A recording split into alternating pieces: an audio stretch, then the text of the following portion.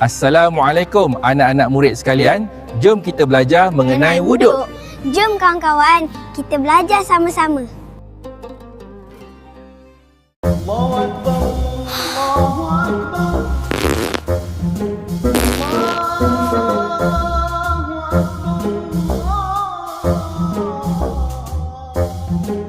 Adam dah ambil wuduk?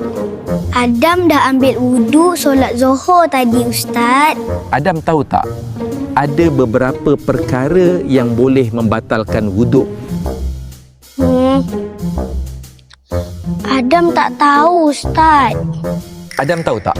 Salah satu perkara yang boleh membatalkan wuduk ialah keluar angin dari dubur, iaitu kentut. Alamak, malunya Adam. Awak semua pun dengar ke Adam kentut tadi? Tak apa, jangan malu. Adam kan tak sengaja. Jom Ustaz terangkan beberapa perkara yang boleh membatalkan solat. Perkara pertama yang boleh membatalkan solat ialah keluarnya sesuatu dari kubul dan dubur seperti kencing, buang air besar dan juga kentut. Faham, Ustaz. Perkara kedua yang boleh membatalkan solat ialah tidur dengan posisi punggung yang tidak tetap.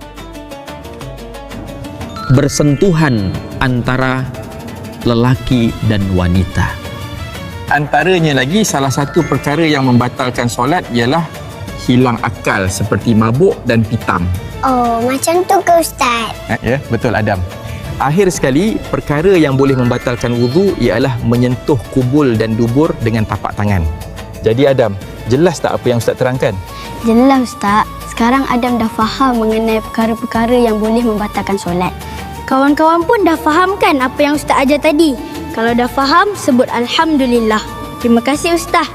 Adam nak pergi ambil wudu dulu ya. Mula solat bersih niat di hati, wuduk dulu sebelum solat nanti. Air yang suci mengalir perlahan, membersih diri ikut suruhan Tuhan.